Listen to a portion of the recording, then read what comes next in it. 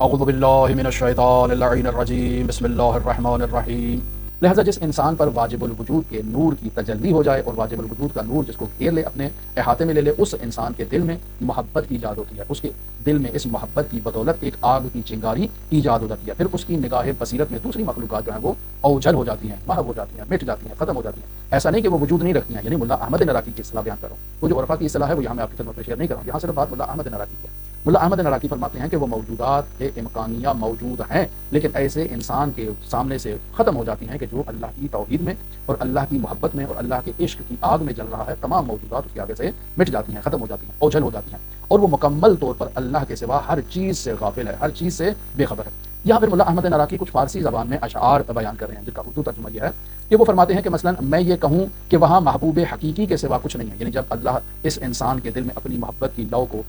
روشن کر دیتا ہے تو اسے محبوب حقیقی کے سوا اور کچھ دکھائی نہیں دیتا ہے۔ اس کے علاوہ کوئی بھی نہ تو ظاہر ہے اور نہ ہی کوئی موجود ہے۔ ایسا نہیں کہ ہے، نہیں ہے، لیکن اس کو نہیں دکھائی دے رہا ہے، اس کو صرف اور صرف اپنا معشوق دکھائی دے رہا ہے، اپنا محبوب دکھائی دے رہا ہے۔ وہاں صرف ایک ہی نور جلوہ گر ہے، اور اس کے علاوہ باقی تمام چیزوں سے اس کی نگاہیں جو ہے وہ اندھی ہو گئی ہیں، جدیا گئی ہیں۔ وہ جب اس نور کے جمال کو مشاہدہ کرتا ہے تو باقی سب چیزیں اس کی آنکھوں سے اوجھل ہو جاتی ہیں۔ ایسے ہی اس کی مثال پھر مرحوم ملا احمد نراقی اس کی تشریح فرما رہے ہیں اس شعر کی، کہتے ہیں ایسے ہی ہے جیسے انسان ایک عظیم المرتبت بادشاہ کے پاس جاتا ہے اور اس سے گفتگو کر رہا ہے۔ اب جب انسان اول تو اس کے جو محل ہے اس میں جاتا ہے، اس کی شان و شوکت دیکھ کر انسان کی آنکھیں چدھیا جاتی ہیں، کیا وہاں پہ لائٹنگ ہے، کیا وہاں پر خوبصورت عمارت بنی ہوئی ہے، خوبصورت مکان ہے، اور پھر اس میں بھی وہ بادشاہ ہے اور بہت ہی مجلل تخت پر بیٹھا ہے، کیا عالی شان قالین بچھے ہیں، کیا عالی شان تخت ہے، کیا عالی شان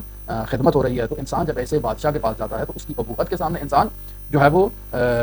ششدر ہو جاتا ہے، حیران و پریشان ہو جاتا ہے۔ اب ایسا نہیں کہ اس دربار میں خدم و حشم موجود نہیں ہے، خادم موجود نہیں ہے، نعمات موجود نہیں ہے، پھل فروٹ موجود نہیں ہے، چائے کی کافی یا چائے یا پیالہ یا شربت کوئی ایسی چیز موجود نہیں ہے، نہیں، یہ سب کچھ موجود ہے، لیکن وہ اس بادشاہ کی ابوت و جلال میں اس قدر محو ہو چکا ہے کہ اسے ان چیزوں میں سے کوئی چیز نظر نہیں آ رہی۔ یہ عام انسان اپنی زندگی میں اس کو تجربہ کر سکتا ہے۔ اور پھر فرماتے ہیں اسی طرح جب عاشق ہے تو یہ عاشق اپنے محبوب کے حسن و جمال میں جب کھو جاتا ہے تو باقی سب چیزیں جو ہے نا وہ اس کے آگے سے گم ہو جاتی ہیں۔ اور اسی لیے علماء جو ہے یا ہمارے یہ جو صوفی حضرات ہیں وہ مثالیں جو دیتے ہیں وہ لیلا مجنوں کی دیتے ہیں، یا ایسے ہی افراد کے جو جن کے قصے معروف ہیں، در واقع وہاں انسان کو عشق مجازی سے عشق حقیقی کی طرف منتقل کرنے کا یہ ایک ذریعہ بنایا گیا ہے تاکہ انسان وہاں اس حقیقی عشق تک منتقل ہو کہ جس کی طرف انسان کی توجہ دلائی جائے۔ لہٰذا پھر آگے مثال دے رہے ہیں کہ ایسے ہی ہے کہ جیسے ستارے دن کے وقت موجود ہوتے ہیں، انسان آپ گھر سے باہر نکلیں، دن کے وقت نکلیں، صبح 8 بجے 10 بجے 12 بجے آسمان کی طرف منہ کر کے دیکھیں کہ آپ کو ستارے نظر آ رہے ہیں، کہ آپ کو چاند نظر آ رہا ہے، نہیں، آپ کو ستارے بھی نظر نہیں آتے۔ بس اوقات کبھی کبھی انسان کو چاند دکھائی دیتا ہے مدھم سال، لیکن ستارے انسان کو دکھائی نہیں دیتے۔ کیوں؟ کیونکہ اس وقت سورج جو ہے وہ اپنی مکمل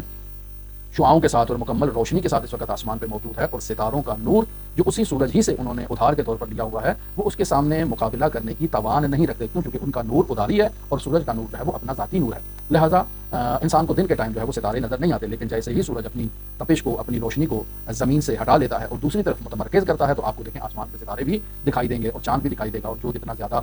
جس نے نور حاصل کیا ہے وہ اتنا زیادہ آپ کو نورانی طور پر جو ہے وہ دکھائی دے گا۔ لیکن دن کے ٹائم جو ہے وہ سب کے سب جو ہے وہ سورج کی روشنی کے آگے جو ہے وہ ان کی روشنی ماند پڑ گئی ہے اور وہ آپ کو دکھائی نہیں دیں گے۔ اس کا کیا مطلب ہے کہ وہ معدوم ہو چکے ہیں؟ نہیں، معدوم نہیں ہے، وہ موجود ہیں لیکن آپ کو دکھائی نہیں دیں گے۔ بس انسان اس عالم کثرت میں ان تمام کثرات کے بارے میں علم رکھتا ہے، یہ تمام کائنات میں جو موجودات ہیں ان تمام موجودات کا اس کو علم بھی ہے، اور وہ اگر ان کی طرف نظر ڈالے تو نظر بھی ڈال سکتا ہے، انہیں دیکھ بھی سکتا ہے، لیکن چونکہ اس کی آنکھیں اس نور الہی کی عظمت کو دیکھ کر جدیا گئی ہیں، اب وہ کسی چیز کو نہیں دیکھ رہا سوائے اس کے وجود کے۔ وہ کائنات کے ذرے ذرے میں جو ہے وہ اسی موجود کو اور اسی حقیقت کو مشاہدہ کر رہا ہے۔ یہ پتھر ہے، یہ دریا ہے، یہ چڑیاں ہیں، یہ حیوانات ہیں، یہ مسجد ہے، یہ گلاس ہے، یہ جگ ہے، جتنی موجودات ہیں اس میں انہیں صرف اور صرف وہی محبوب حقیقی دکھائی دیتا ہے اور کچھ انہیں دکھائی نہیں دیتا۔ بس اس کا فلسفہ ملا احمد نراقی اس انداز میں بیان کر رہے ہیں کہ در واقع یہ انسان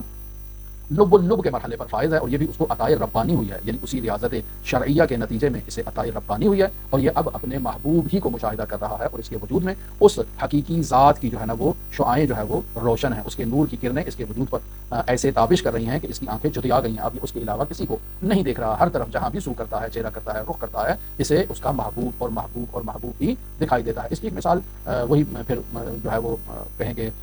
لی جاتی ہے، یہی جو ہمارے قصے کہانیاں ہیں، اور میں چونکہ بیان کر چکا یہ قصے کہانیاں انسان کو ایک حقیقت کی طرف متوجہ کروانے کے لیے، اور وہ حقیقت حضرت حق متعال کی حقیقت ہے۔ یہی مثلا ایک شخص کے پاس جاتا ہے، یہی مجنون نامی شخص، اور اسے جا کر کہتا ہے کہ میری جو ہے وہ فسد کرو، میری رگ کو جو ہے اسے فاسد خون کو باہر نکالو۔ اب وہ جو حجام ہے جس نے اس فاسد خون کو باہر نکالنا ہے وہ اسے پوچھتا ہے کہ بتاؤ تمہارے جسم کے کس حصے سے اس فاسد خون کو میں باہر نکالوں؟ وہ کہتا ہے کہ تم خود دیکھ لو، بتاؤ کہاں سے نکالنا ہوگا۔ پھر وہ اس کے جسم کے اعضاء پر ہاتھ لگاتا ہے کہ یہاں سے نکالو، یہاں سے نکالو، یہاں سے نکالو، تو وہ تمام اعضاء میں کہتا ہے کہ نہیں، یہاں سے نہیں نکالو، یہاں میرا محبوب ہے، یہاں میرا محبوب ہے، یہاں میرا محبوب ہے۔ تو پھر کوئی ایسا نقطہ اس کے جسم میں باقی نہیں رہتا جہاں سے وہ اپنی رگ کو کٹوا کر وہاں سے فاسد خون کو باہر نکالے، چونکہ ہر جگہ اس کے وجود میں اس کا محبوب متجلی تھا۔ تو عین اسی طرح سے انسان جو ہے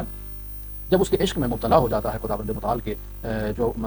وجود کی نوریں جو ہیں، وہ کرنیں جو ہیں، وہ اس انسان کے وجود پر تابش کرتی ہیں اور یہ انسان لب اللب کے مرحلے پر فائز ہو جاتا ہے، تو اب یہ ایسا نہیں کہ موجودات نہیں ہیں، موجودات ہیں، لیکن یہ ان موجودات کو مشاہدہ نہیں کر رہا اور صرف اس کے عشق میں مبتلا ہے اور اسی کے جمال کو، اسی کے جلال کو، اسی کی عظمت کو مشاہدہ کر رہا ہے۔ لہٰذا آپ کائنات کی جس چیز کے اوپر بھی انگلی رکھیں گے اور پوچھیں گے کہ یہاں پر تو کہے گا یہاں پر بھی میرا محبوب موجود ہے، یہاں پر بھی میرا محبوب موجود ہے، یہ بھی وہی ہے، یہ بھی وہی ہے، یہ بھی وہی ہے۔ تو یہ بھی وہی ہے، ہم چونکہ اس مرحلے پر نہیں ہیں اور ہم اس حقیقت کو نہیں سمجھ رہے ہیں، لہٰذا ہم اس کو فوراً جو ہے نا وہ کہیں گے کہ یہ انسان کافر ہو چکا ہے، یہ ہر چیز کو خدا کہہ رہا ہے، جبکہ اس کا مطلب یہ نہیں ہے ہر چیز خدا ہے، بلکہ یہ اس کا اثر ہے، یہ اس کی حقیقت کی ایک تجلی ہے جس کی طرف وہ اشارہ کر رہا ہے۔ لیکن چونکہ وہ ایک ایسے مرحلے پر پہنچ چکا ہے کہ اس کے وجود میں صرف اور صرف ایک ہی حقیقت متجلی ہے جسے وہ مشاہدہ کر رہا ہے اور باقی سب کو اس کے اندر فانی جان رہا ہے، لہٰذا یہ ان کی طرف متوجہ ہی نہیں ہے۔ جس چیز کے اوپر بھی آپ انگلی رکھیں گے اور اسے پوچھیں گے تو اس کو اپنا ہی محبوب دکھائی دے گا۔ لہٰذا آخر میں پھر فرماتے ہیں کہ اس توحید کا مقام جو ہے نا وہ انسان کے لیے جو ہے وہ خالص وجود حق کے نور سے ہی جو ہے نا وہ پورا ہوتا ہے، یعنی جیسے ہی خداوند متعال کے نور کی تجلی اس انسان کے وجود کو کامل کرے گی، اس انسان کے توحید کا مقام اس لب اللب سے جو ہے وہ کامل ہو جائے گا۔ آخر میں جو شعر ملا احمد نراقی فرما رہے ہیں وہ فرماتے ہیں جب تک ستارے ہماری نگاہوں سے اوجھل نہ ہو جائیں تو جان لو کہ ابھی تک خورشید جہان مخفی ہے، یعنی ایک شعر ہے آخر میں، اور یہ در واقع اسی مثال سے جو ہے وہ بات کو سمجھانے کی کوشش کر رہے ہیں کہ آسمان پر دن کے ٹائم بھی ستارے موجود ہیں، لیکن چونکہ ہمیں جو ہے وہ ستارے دکھائی نہیں دے رہے، تو اس کا مطلب ہے سورج اس قدر جو ہے وہ اپنی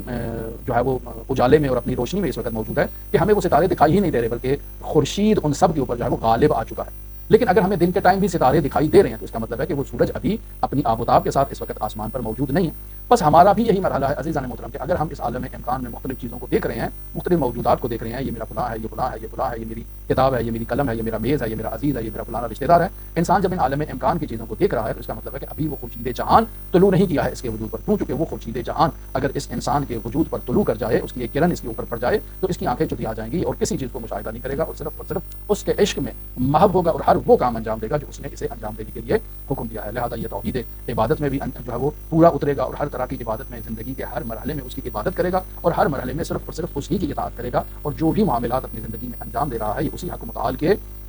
توجہ کے نتیجے میں ہے۔ آج کی گفتگو یہی ختم کرتے ہیں، انشاءاللہ دعا گو ہے خداوند متعال ہمیں ان معارف کو سمجھنے کی توفیق عطا فرمائے۔ اگر انسان اپنے وجود پر پردہ ڈال دیتا ہے، اپنے وجود کو پاکیزہ نہیں کرتا ہے، تو یہ وہ نورانی معارف ہیں کہ جو ہر انسان کے بدن میں اور ہر انسان کے وجود میں اترنے کی جو ہے وہ تاب نہیں رکھتے ہیں، لہذا انسان ایسے مطالب کا انکار کر دیتا ہے۔ یہ اخلاقی کتاب ہے اور اس اخلاقی کتاب میں ملا احمد نراقی نے ایسے گراں بہا مطالب کو بیان کر دیا ہے، تو اگر ہم اس کو عرفاتی دید سے دیکھیں گے اور عرفانی کتابوں کا مطالعہ کریں گے تو جو افق ان عرفا نے بیان کیا ہے وہ اس سے کئی گنا بلند ہے۔ دعا گو ہے خالق متعال ہمیں حقائق دین کو، معارف اہل بیت کو سمجھنے اور ان پر عمل کرنے کی توفیق عطا فرمائے۔ دعا گو ہے خالق متعال ہم سب کی زندگی میں اپنی رحمتیں برکتیں نازل فرمائے۔ اللہم انی اسألک خیر ما سألک به عبادک الصالحون واعوذ بک مما استعاذ منہ عبادک المخلصون۔ دعا گو ہے خداوند متعال امام زمان کے ظہور میں تعظیم فرمائے اور ہمیں حضرت کے اصحاب و آبان و انصار کی فہرست میں شمار فرمائے۔ اللہم صل علی محمد و آل محمد وعجل فرج قائم آل محمد۔